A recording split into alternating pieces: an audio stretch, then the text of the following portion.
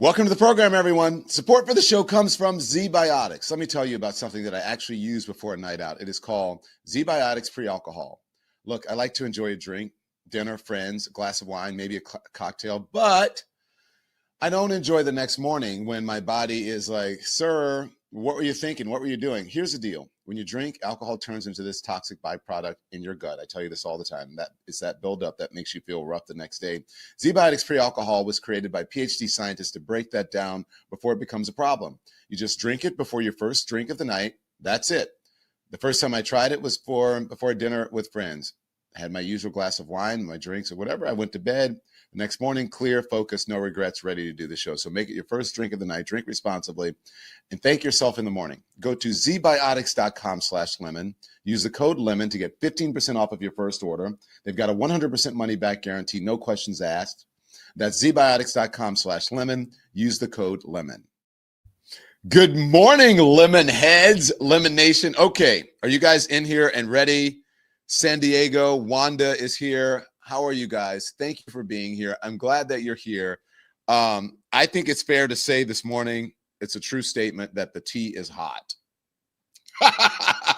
This is why I came up with this 10 a.m. show called Hot Topics, because this is the perfect hot topic. Like, nobody died. Oh, it is hot and it's good.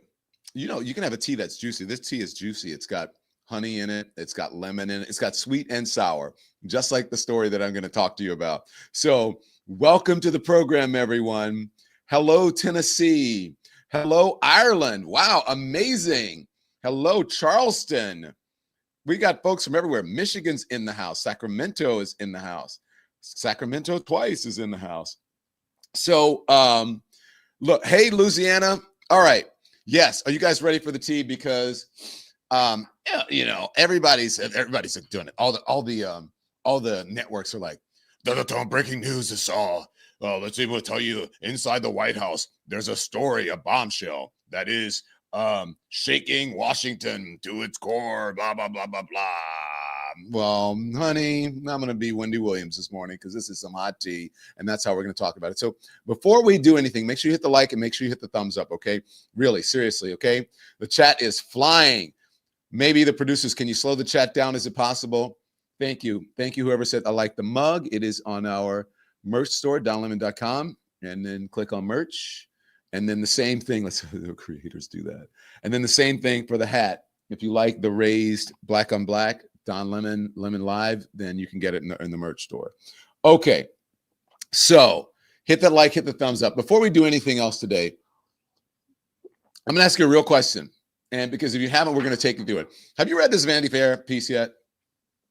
I mean, producers and I were talking before, and Nikki, the producer, came up with this. She said, it's like watching The Real Housewives. And I said, yeah, the real house, whatever, the White House of Washington, the real White House of Washington. That's what this is like.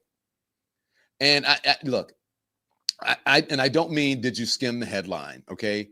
I don't mean, did you see, the Chiron screaming breaking news, like someone just pushed the red button. Good evening. I mean, did you read it? Because listen, yes, this is serious. Yes, it involves the White House. Yes, it has implications for the country, but let's not kid ourselves. This is some top tier, premium, government grade tea. Do you guys remember the government cheese? Well, this is some government tea right here. And it's not coming from some anonymous aide hiding behind a burner phone, right? It's not sources say, or, whispers in the cloakroom, sources close to the investigation, or someone with knowledge of the investigation, or like that. This is coming straight from the woman who runs the White House day to day. This is a chief of staff, the woman sitting there in the middle, green, right? She looks like mom, right? She looks like a boss. She's a chief of staff. Her name is Susie Wiles. And when your own chief of staff sits down for months and basically says, all right, let's talk about what it's really like in here, that's not a leak. Look, they call her the enforcer. Now, Vanity Fair, you did these people dirty with these pictures. Look at this close up. And you've seen the Carol. I don't know if we have the Caroline Levitt one, but show that. You guys, if you could find it from you, we had it yesterday. You guys, oh.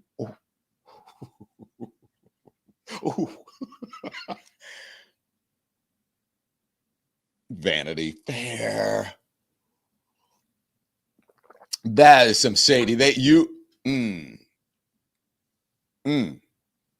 Some people are saying it looks like injection marks for a lip filler. I don't know. I'm just saying. But she's 28.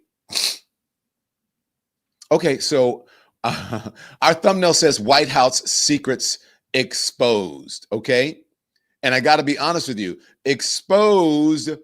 It's a word of the day, but it might be underselling it because this didn't just expose the secrets. It really pulled back the curtain, pulled the curtain back. It lifted the rug. It opened the group chat. And it was one of those accidental reply alls. It's either the accidental reply alls or it is, have you ever been talking shit about someone and then you send the message to them? I think that's the equivalent of this. Every broadcast outlet is treating this like it's some funeral march, like dum dum dum. This is serious. This is in this moment. How'd you get this? And it is a moment, but it's also the kind of moment where you read a line, you stop, you look up from your phone, and you say it out loud, like, "Oh, she really said that." So let's start with the line really that launched 1,000 cable news and broadcast news chyrons, and she says Donald Trump has what she calls an alcoholic's personality. Wiles said Trump has an alcoholic's personality. He operates with a view that there's nothing he can't do. Nothing. Zero. Nothing. Okay, now pause. Not an alcoholic, an alcoholic's personality, which if you ever have been around one, you know exactly what she means, right? Like the fixation, the obsession, the like, what are you talking about? You're not making sense. Why are you repeating and saying the same thing over and over? Why are you slurring? I don't know. The mood swings, the impulsivity, the all or nothing thinking. And here's the part, because she says nothing, zero, nothing, that he can't do anything. And here's the part that makes it almost darkly funny here. Trump doesn't even push back. Like he said, I don't know if he's read it yet, but his initial response was that he hadn't read it yet. And he says, well, basically that tracks. When asked, he goes, yeah, yeah, I do. I think there's a quote that says, yeah, I do, which is just wild. Not Wiles, but wild. Because imagine your boss's top aide publicly diagnosing his personality or her personality. And your response is, that's fair. Okay. That alone tells you that we are not in a normal political era right now. But that's the opening sip right here. Because she turns to the one and only J.D. Vance. And this is where you really, really, really have to put the phone down and you have to focus, because she essentially describes the sitting vice president of the United States as someone who spent a decade swimming. Ooh. Wow, that's like a, what do you call it? A something shock. Ooh. I mean, Vanity Fair. Do you guys disagree with me? Or didn't Vanity Fair did them dirty? Look at that.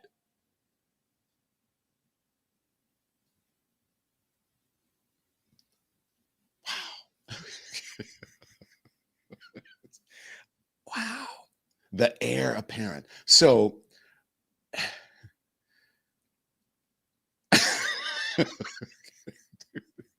okay, look, it's swimming in conspiracy theories. That's what they say about JD Vance. Not, had some controversial views. She didn't say that. Not, said some things in the past. A decade. And now that person is a heartbeat away from the presidency. A decade in conspiracy theories. And again, As this is, look, this is not coming from MSNBC. Oh my gosh, MSNBC has Trump derangement syndrome. Oh, this is not coming from Democrats. This is not coming from the Twitter or from the social media, from the True Social. None of that. It's coming from inside the White House. The calls are coming from inside the house. Pardon me for that. And she starts naming names. Okay, so let's go on to Pam Bondi. Pam Bondi and the Epstein files. She says, she talks about how Pam Bondi has handled the Epstein files, or how it wasn't handled. And listen, when Epstein comes up, this stops being gossip at this moment. It's real and it's consequential, because you know everything is a distraction from the Epstein files. Some things they thought were going to be minor and that they could just distract people, and then it turns into really a worldwide global affair, right? Susie Wiles says Pam Bondi completely whiffed on the Epstein files. And I think she said she never had them on her desk. And like all of the things that they are claiming are in there, she's shooting it down saying, no, there's nothing in there about Bill Clinton. So again, that's about trust and accountability. And she's basically saying that this was not clean. And then she talks about, you saw in that picture, the next person she talks about is Elon Musk and how the government, the chaos, the clashing egos. And some of that has been disputed. Some of it is a bit clarified. Some of it walked back, but nobody is pretending that everything is fine in here. We're going to go through all of this, just explosive piece that is in Vanity Fair. We have the person who wrote this piece. And so far, I have not seen him. I've seen him on the cable news or on the broadcast news. I have not seen him do any digital or any streaming yet. Perhaps he did, but we're going to see. Chris Whipple is going to join us in just a moment. First, a word from our sponsors, 2 minutes, and we're back with the author or the writer of this explosive piece in Vanity Fair. Support for the show comes from Beam. You know, the holidays are fun. Let's not lie. They're also absolute chaos for your sleep. Late nights, heavy food, travel, parties, and suddenly you're exhausted but wired all at the same time. You know what I'm talking about. Well, if you have been listening to this show, you know that I take sleep very seriously. When I don't get it, I'm foggy, I'm irritable, and nobody wins. So that's why I use Beam Dream. Since I started using it, I fall asleep faster, I stay asleep, and I wake up clear, not groggy. It's made with science-backed ingredients like magnesium, reishi, L-theanine, apigenin, and melatonin. No crash, just real rest. And it actually tastes good. I'm a fan of the chocolate flavors, and they even brought back the peppermint bark for the holidays. So that's, sleep and dessert in one cup. Beam has already helped improve over 28 million nights of sleep. And I get why. Go to shopbeam.com/lemon, use the code lemon, and get up to 40% off of Dream Powder. With my code, it comes out to about $1.25 a night. That's shopbeam.com/lemon. This episode is brought to you by Graza. If you're still trying to figure out holiday gifts, let me make this really easy for you. Olive oil is the move, and Graza is the best that I've found. Graza olive oil is single origin, never blended, always fresh. The olives are picked, pressed, and bottled in the same season, and you can literally see the harvest date because it's right on the bottle. They've got ready-to-gift sets that make you look like you put thought into everything. My favorite is a dinner party pack, olive oil for cooking and finishing, and a bottle of wine, a corkscrew, even Evo potato chips. Just add pasta, and you're a hero. So they also have their duo sets with sizzle for cooking and drizzle for finishing, now in glass bottles too. So it looks good and it makes everything taste better. Go to graza.co/Don. Use the code Don to get 20% off of your first order. That's graza.co/Don, code Don. Thank you so much to our sponsors. And now let's get back to the program, because this is where it really gets interesting. Chris Whipple is the author of the New York Times bestseller, The Gatekeepers, How the White House Chiefs of Staff Define Every Presidency. He also has a brand new gobsmacking piece out today in Vanity Fair that we have been discussing. Chris, it's good to see you, my friend. How are you? Hey, Don. Great to see you. I would imagine you're very busy. I missed hanging out with you and, maybe going out and having a few after the show. Yeah, So I me missed too. that. Me Yeah. too. So Chris, look, perhaps I want to know how this happened, how you got such access. I know that you're an incredible reporter, but I'm just wondering how Susie Wiles, agreed to do this. Was it did she think that you were writing something on chiefs of staff? Did she know that it was going to be for a magazine? So what happened? Take us through it. Yeah, sure. So she knew from the get-go exactly what the nature of the beast was. It's extraordinary. I mean, every once in a while in a reporter's career, lightning strikes, and this was one of those cases. I first spoke to her by phone in January, 10 days before she took office as White House Chief of Staff, and she was driving from Mar-a-Lago to her home in Ponte Vedra. It's a long drive. We had a long talk. I found her really interesting and smart and funny. Everything was on the record. That never happens with senior White House officials, right? And we started talking about. I was working on a book on a history of the presidential campaign managers from '68 to the present, kind of like the book I wrote on the White House chiefs, a history. Mhm. And so when we began talking, she was certainly aware of that. A few months in, she said to me, "Chris, tell me again what this is about. Who this is for?" And I said, "Well, look, Susie, I write for Vanity Fair. I write for the New York Times op-ed page. Let's see what we can do." And I came back to her later and said, "Guess what? Vanity Fair wants to do a big story on the second Trump term." She was all in immediately and said, "Congratulations." And that was it. And so it went, and you recorded all of it. I understand it's all recorded. Word. Yep. So look, I want to play this for you. It's a little bit long, but this is Caroline Leavitt on Fox News. Yeah. It looks like the White House was working hand in glove with Vanity Fair, and yet here's Susie Wiles' reaction to the series of articles. Quote, "The article published early this morning is a disingenuously framed hit piece on me and the finest president, White House staff, and cabinet in history. Significant context was disregarded, and much of what I and others said about the team and the president was left out of the story. I assume after reading it that this was done to paint an overwhelmingly chaotic and negative narrative about the president and our team." She goes on after that. You can read the full thing on X, but what happened? What went wrong?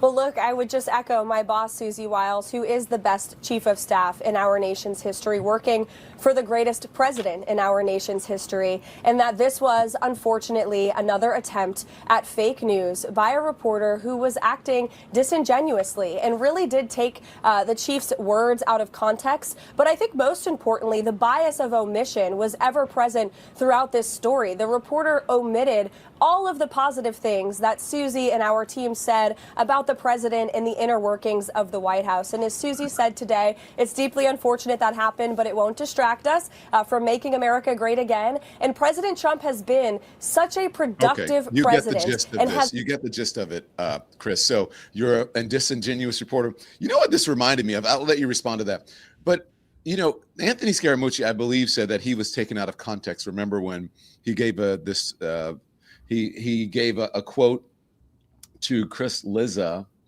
and Ryan Lizza, excuse me, and he said it was taken out of context, but he was fired. So but go on. Well, with due respect to Caroline Leavitt, I said lots of positive things about Susie Wiles in the piece. I mean, I really worked hard to make this a fair portrayal of Trump 2.0 from the inside out. I pointed out that unlike the first term, which was sheer chaos, the West Wing was a killing field where White House chiefs went to die. That she's running a tight ship, and really the difference between Trump 2.0 and 1.0 is largely her doing. She has the confidence of the president. Everybody knows that when she opens her mouth, she's speaking for him. So, but I would add to that when you hear words like context and omissions, yes, and disingenuous, then you know you're doing something right. Yeah. And what you know is they don't have a leg to stand on when it comes to, they have not contested or disputed a single fact or a single quotation in the piece. You took the words right out of my mouth. They have not said anything specific about anything that what was wrong about it. Like, there are quotes in there that where you quote her specifically, and no one addressed that. And so, to me, let's talk about some of this. Yeah. It's like Ben Bradley and Watergate. I'm not comparing this to Watergate, but remember he famously said that the Nixon White House would put out non-denial denials. This is right. classic non-denial denial. Yeah. So on Pam Bondi, which I thought was interesting, I think she completely whiffed on the Epstein files. While said Bondi, there is no client list, and sure as hell, he wasn't. Hell wasn't on her desk. She's saying that none of that stuff was on her desk, and I believe. Correct me if I'm wrong, but didn't she say that there is nothing in there that is nefarious or something between Bill Clinton and anyone? Did she not say that? That's right. So it fascinating that she would talk about the Epstein files with me. I mean, she told me that she'd read what she called the Epstein file, and she says Trump is in it. He's all over it. I'm paraphrasing here. On the plane manifests, traveling with him. They were like, to use an old-fashioned, outmoded word, she said they were playboys running around, essentially having. But she then goes on to say, number one, that Trump is in there, but not doing anything awful. And number two, she says that Clinton, there's nothing incriminating about Clinton in the Epstein files, despite the fact that Trump has said repeatedly that Clinton went to Epstein's island supposedly 28 times. His words, not mine, quote unquote, supposedly 28 times.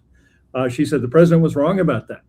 So let me read the quote. Debunking Trump's claim that President Bill Clinton is incriminated in the Epstein files. Trump has claimed without evidence that Bill Clinton visited Epstein's infamous private island, Little St. James, supposedly 28 times. There is no evidence those visits happened, according to Wiles. As for whether there was anything incriminating about Clinton in the files, the president was wrong about that, is her quote.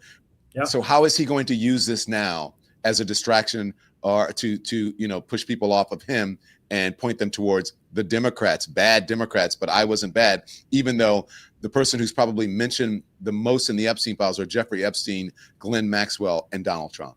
Yeah, well, hard to know what his next move is, but I give her, Susie Wiles, tremendous credit for being willing to go there with me. She didn't have to say, she didn't have to talk about the contents of the Epstein files. She could have said, Chris, look, obviously I can't go there. But no, she was quite candid about it. And, we talked about the consequences of Trump's failure so far to release those files.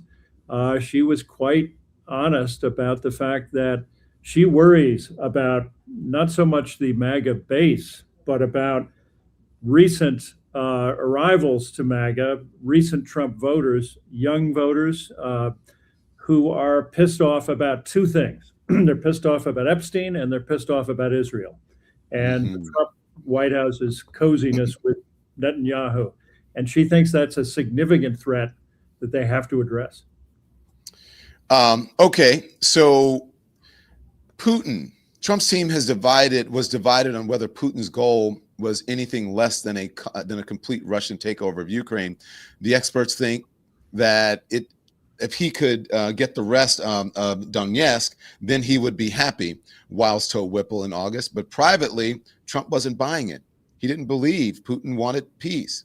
Donald Trump thinks that he wants the whole country, Wiles wrote. So if he thinks that he wants the whole country, then why is he being so effusive and so kind to Vladimir Putin, and he's being such a hard ass on Volodymyr Zelensky? Well, of course, I asked Wiles about that, and I didn't really get a clear answer on that. She said, look, she remembers watching him in Helsinki in 2018 when he cozied up to Putin and said he believed Putin over our own intelligence agencies on the subject of Russian interference in the election. excuse me. And she said, but since then, she said, I thought there was a friendship there.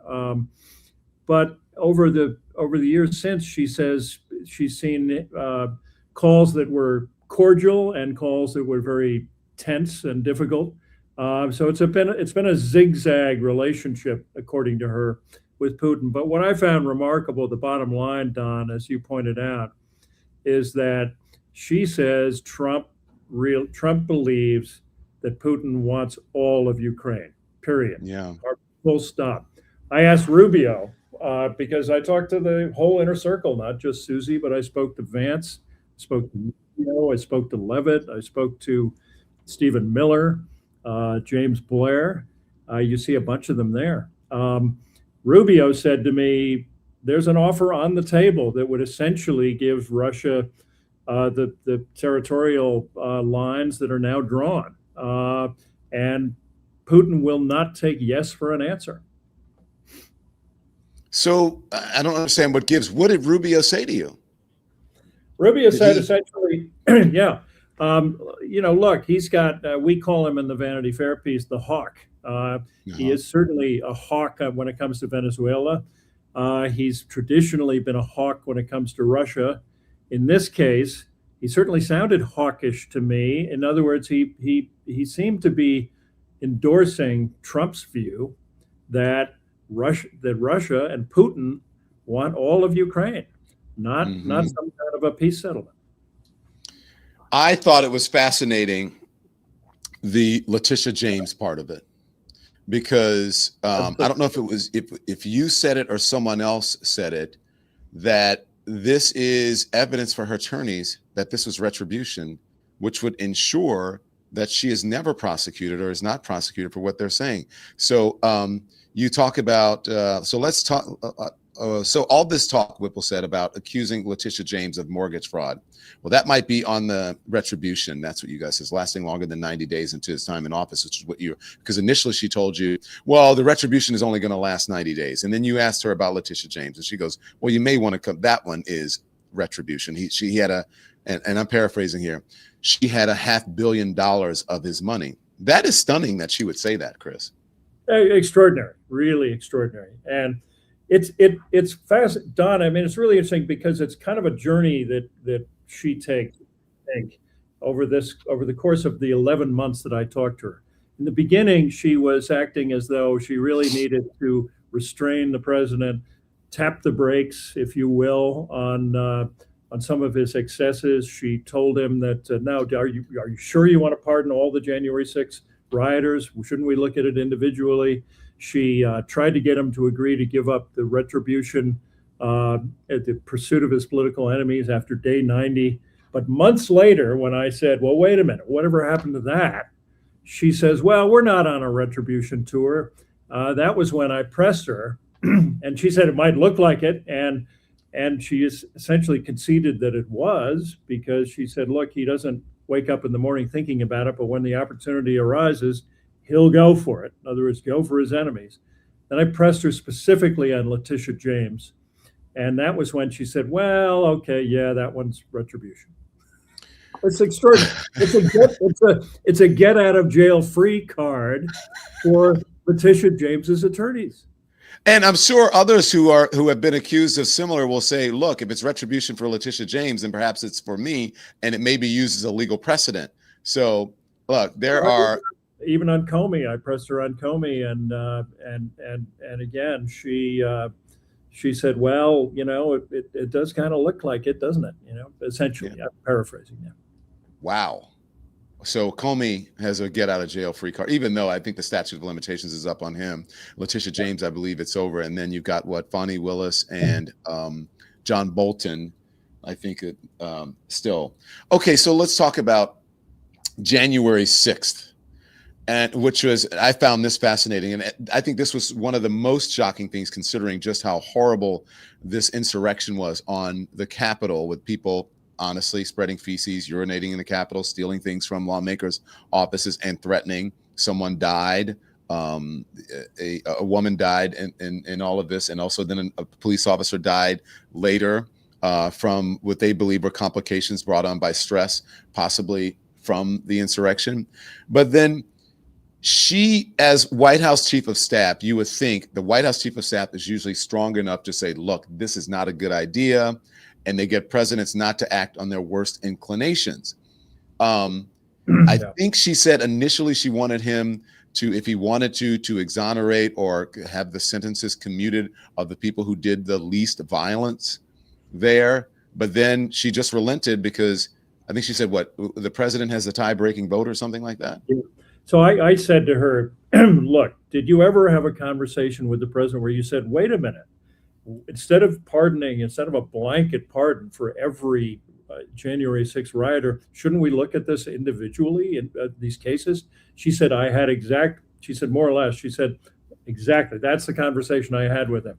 And I said, so what happened? He said, well, he argued that all of these guys were given sentences that were more severe than the guidelines suggested.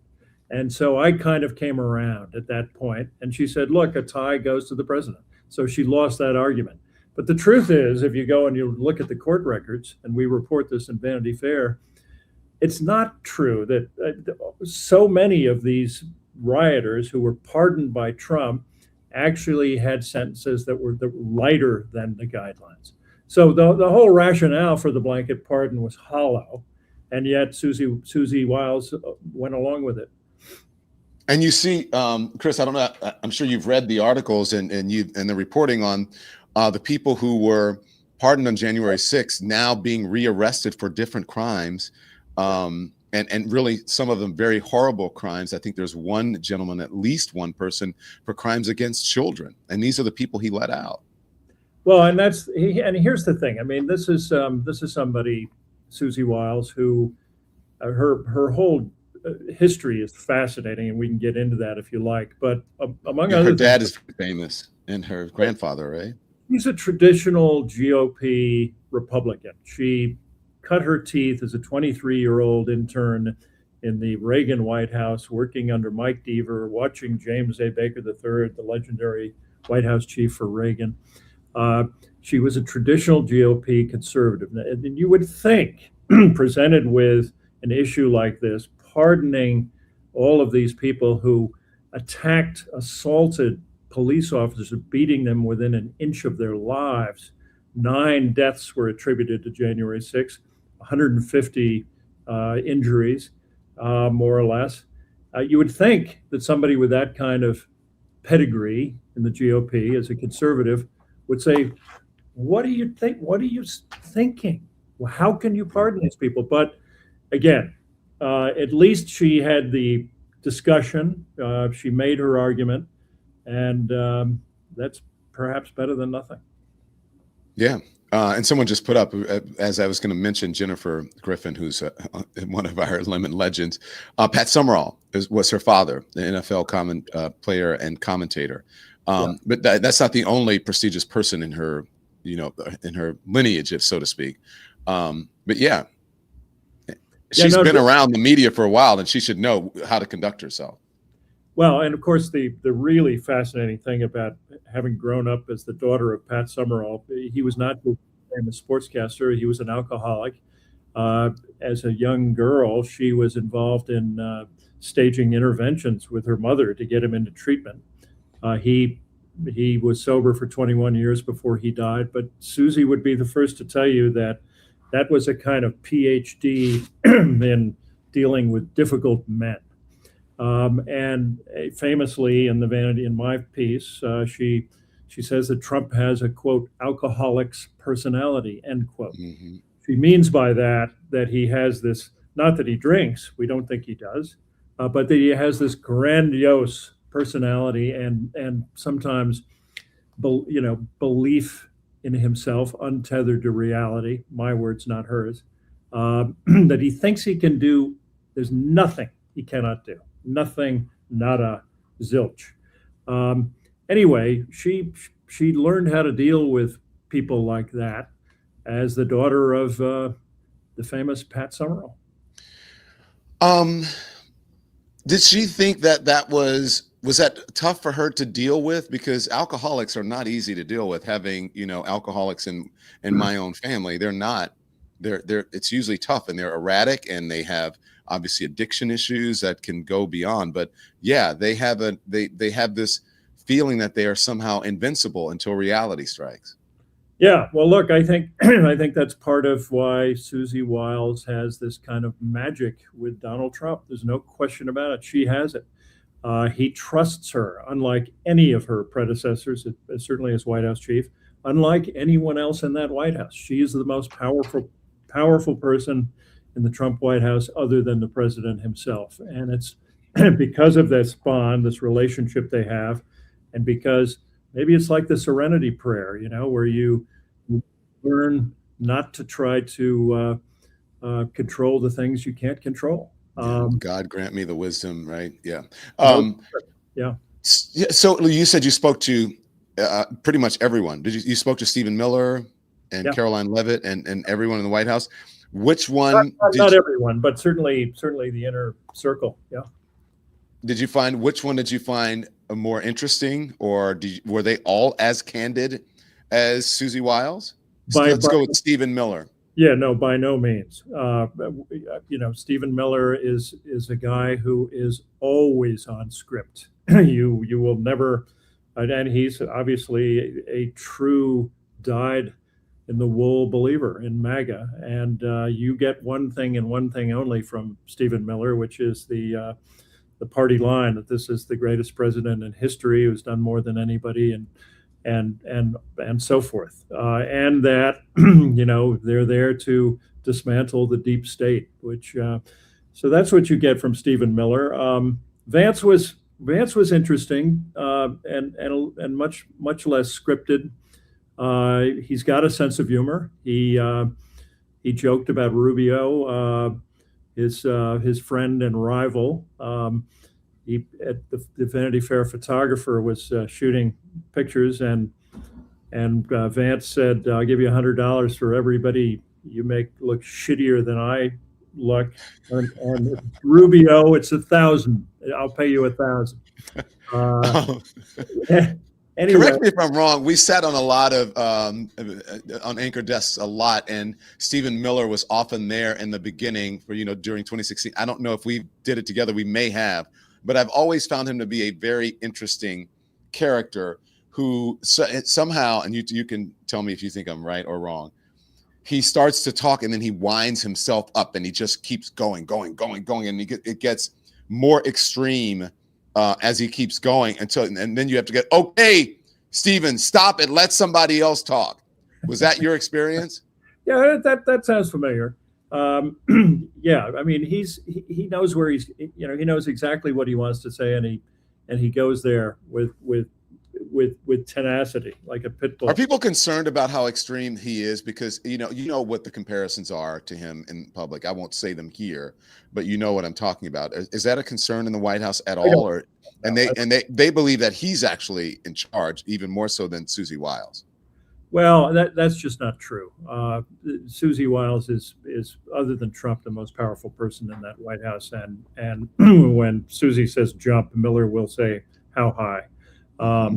Now, I wouldn't say that's true of Vance and Rubio. They do not report to Susie. And Vance joked. He said, I'm going to paraphrase this joke.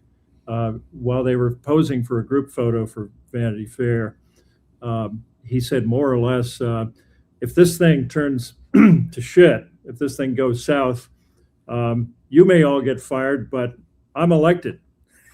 Anyway, he does have a sense of humor. Miller, I didn't detect one, frankly, in our meeting. I said, as they were lined up in the group photo, I said, whose idea was it to put Miller on the far left? And I got a laugh out of Vance, but Miller stared straight ahead, stone-faced. That's a good one. Caroline. Not that it was such a great joke, but I thought that was a great joke. He's probably pissed because he takes himself so seriously. Now, how about Caroline Leavitt? True believer?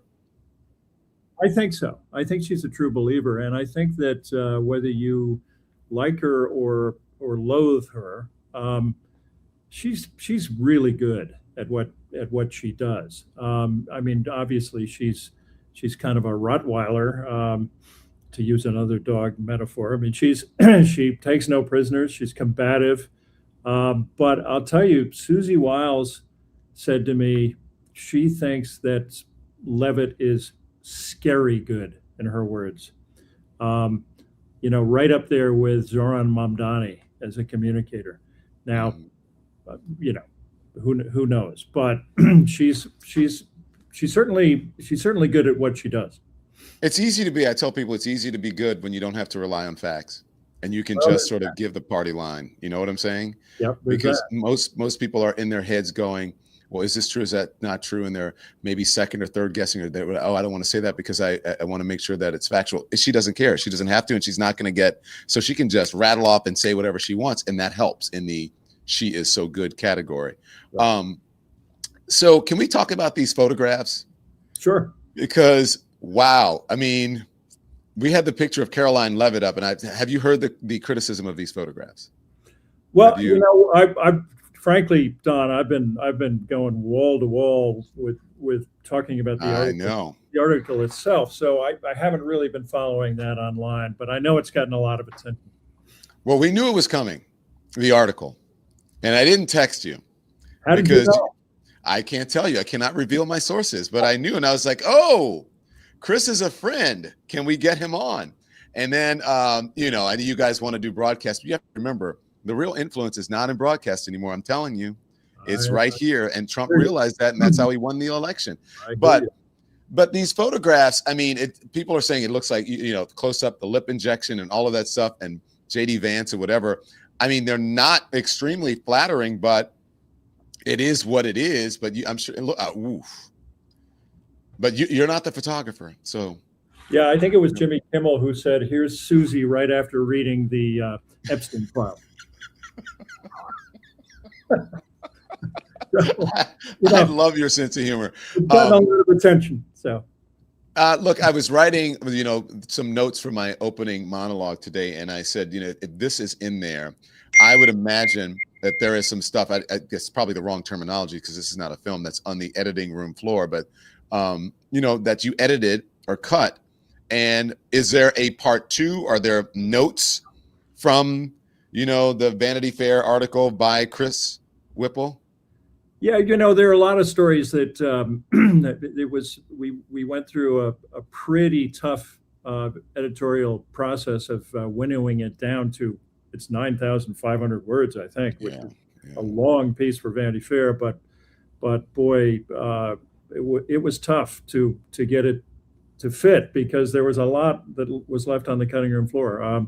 I'll tell you just one funny story that I really liked that didn't make it, and that was in December of 2024.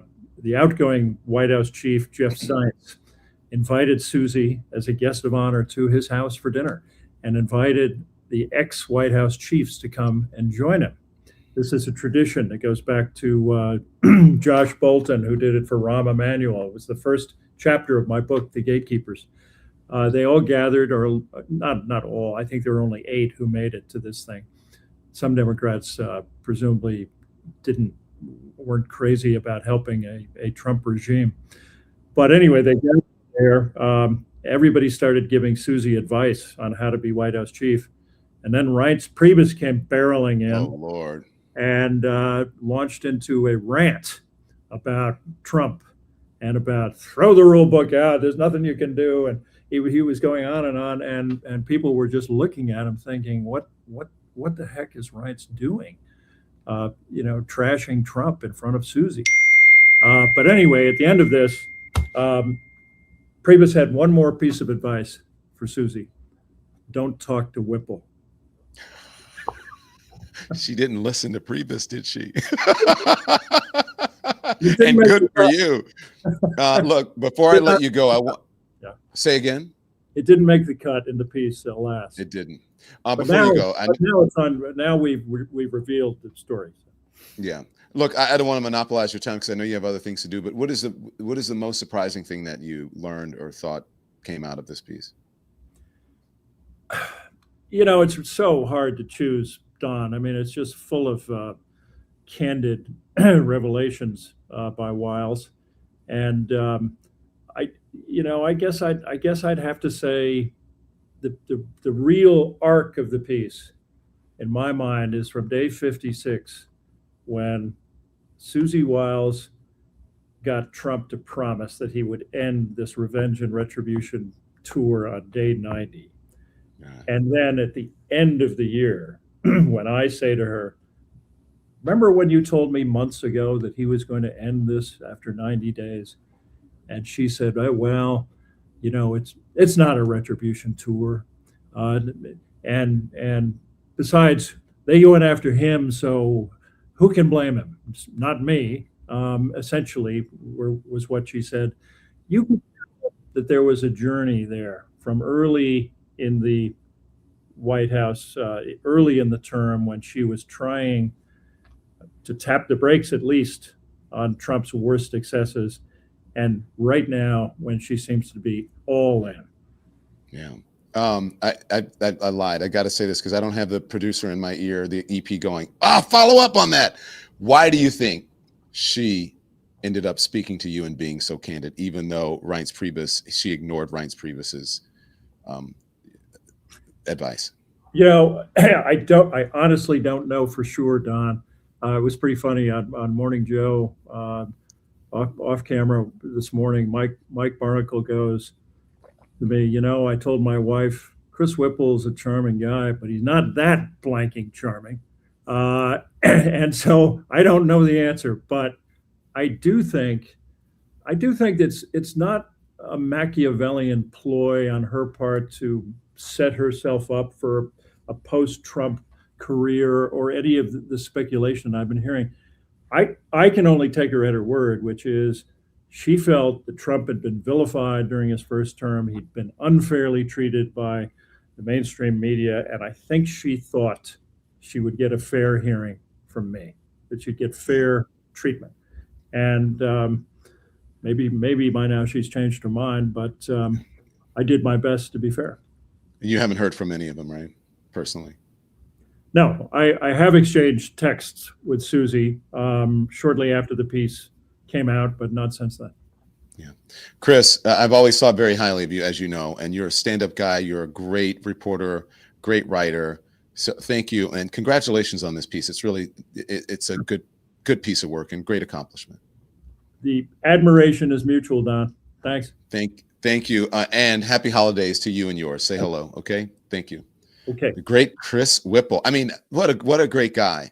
And look, he's the kind of person, because he has such a good, easy personality, that you end up, telling him, revealing things to him that you might not reveal to a lot of people. Because when you talk to Chris and people like him, it's not like it's an interrogation or, he's having a conversation. And that's when people start to reveal things, when you can do that.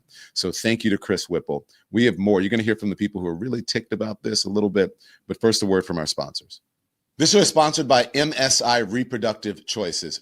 They provide contraception, safe abortion, and essential reproductive health care in 36 countries, often in places where they're the only provider women can turn to. It has been a brutal year. Funding cuts, programs shutting down, options disappearing for women and girls who already had very few. MSI prepared for this. They diversified their funding after the first Trump administration, but they still lost $15 million, and they're still showing up. Why? Because people refuse to look away. People who believe healthcare is a human right. People who know that when women control their bodies, they control their futures. For $65, you can provide contraception for 10 women for an entire year. So text LEMON to 511-511 or go to msiunitedstates.org. That's msiunitedstates.org, or text LEMON to 511-511. Text fees may apply. Support for the show comes from Aura Frames. Every year I tell myself, I'm going to get some meaningful gifts, and every year I'm scrambling at the last minute until now. It's usually I get gift cards, but not anymore. Aura Frames is a rare gift that feels personal without being complicated. It's a digital frame that lets you share photos and videos straight from your phone. No tech headaches, no setup stress. You can preload photos before it even arrives, and a personal message as well. And it comes in a beautiful box with no price tag, so it looks thoughtful right out of the gate. I love gifts that actually get used, and this one does. Family photos, trips, memories that don't just live on your phone. For a limited time, go to auraframes.com and use the promo code Don Lemon to get $35 off of Aura's best-selling Carver matte frame. That's auraframes.com, and then use the code Don Lemon. They sell out fast, so don't wait. Thanks to our sponsors. All right, thank you so much to our sponsors. Great, I love our sponsors. And by the way, just so you know, whatever sponsor I have on, it's something that I use or have tried, or I just don't like have them just because they want to be a sponsor on the show. They've got to, live up to the Lemon Nation. Okay, JD Vance is not happy about this. At least I don't know if he's making light of it, but I'll let him explain. Here it is. And that is the interviews that White House Chief of Staff Susie Wiles gave to Vanity Fair, in which she's quoted as referring to you as, excuse me, and again, not my words, sir, but a conspiracy theorist of a decade, and described your transformation from someone who once opposed President Trump to now his vice president as an act of political expediency. And I'd like to give you the chance to respond to that, sir. Well, first of all, if Susie, I'll trust what you said. I haven't looked at the article. I of course have heard about it, but conspiracy theorist. Sometimes I am a conspiracy theorist, but I only believe in the conspiracy theories that are true. Yeah.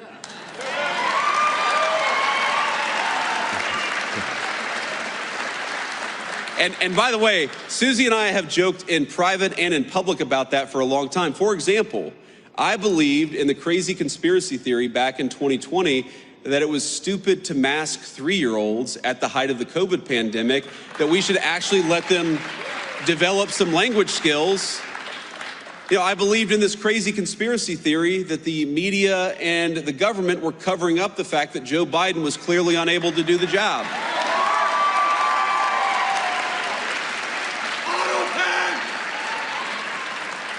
And I believed in the conspiracy theory that Joe Biden was trying to throw his political opponents in jail rather than win an argument against his political opponents. So,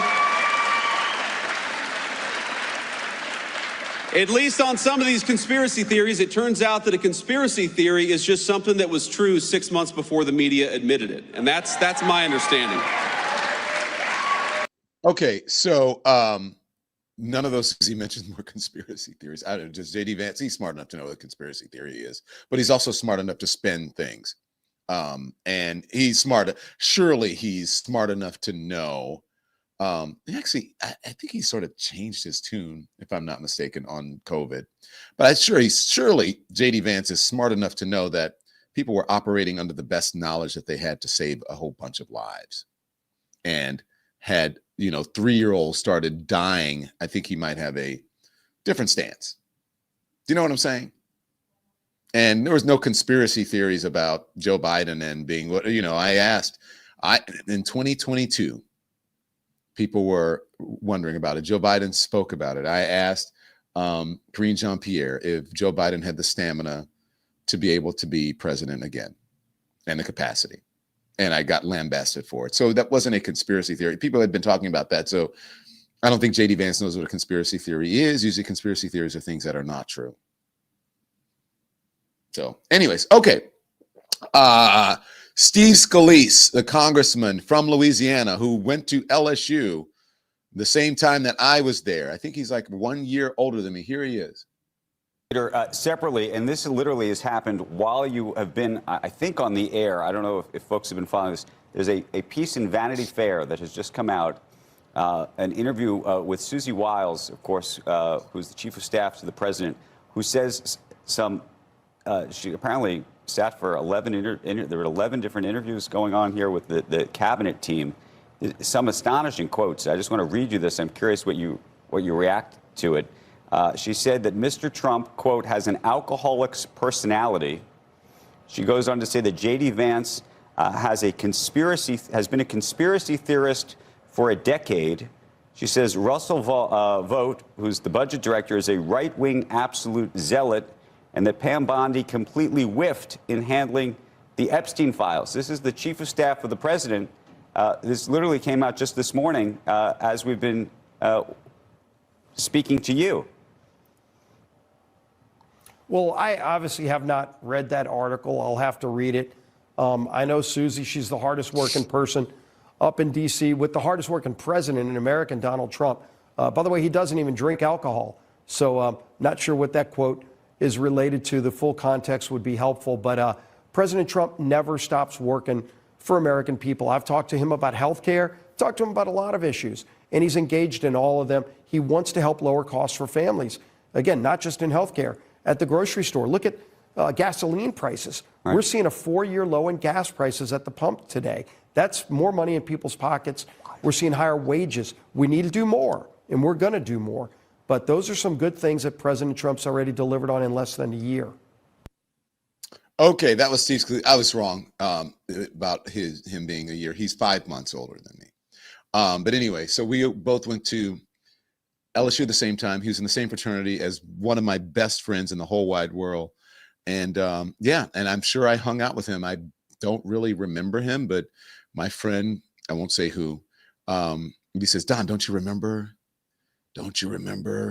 Steve from college? And we used to go to Fred's and Murphy's, what was it called? Fred's and the bingo and what was it called? Sports and all that. I don't remember him, but not that well. Perhaps I'd have to look back at some old pictures. Anyways, so there it is. That is the palace intrigue. That is the vibe of the day that we have. And the vibe is that the White House and the country is being run by personalities. And it's not like policies or process. And what makes this whole thing even juicier is that Susie Wiles is not some disgruntled former employee. It's not someone that they can say has Trump derangement syndrome. She's not fired. She's not gone. She's not writing a book on the way out. She's still there, which means that this wasn't an accident. Is she going to remain? I don't know. Probably. Who knows? So it's certainly very interesting.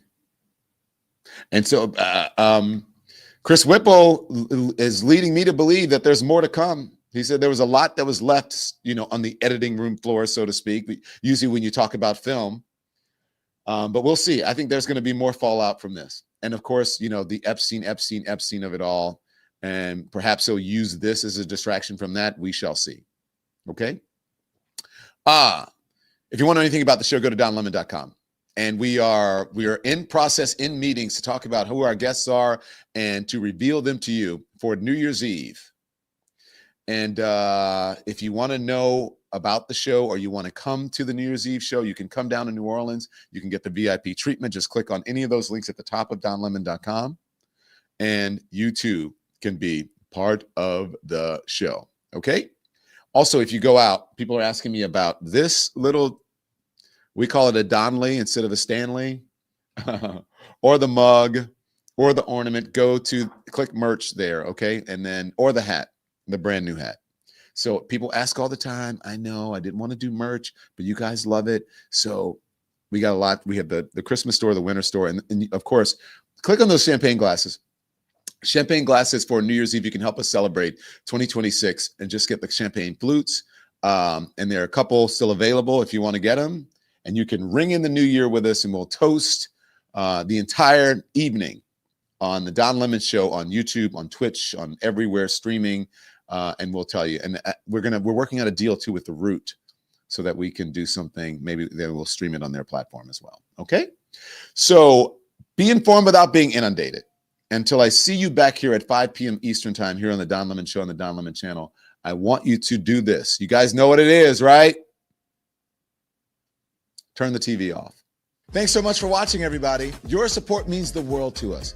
Don't forget to hit that like button and subscribe so you never miss a show. We're live every weekday at 10 a.m. and 5 p.m. Eastern time with new clips dropping at 2 p. and 8 p.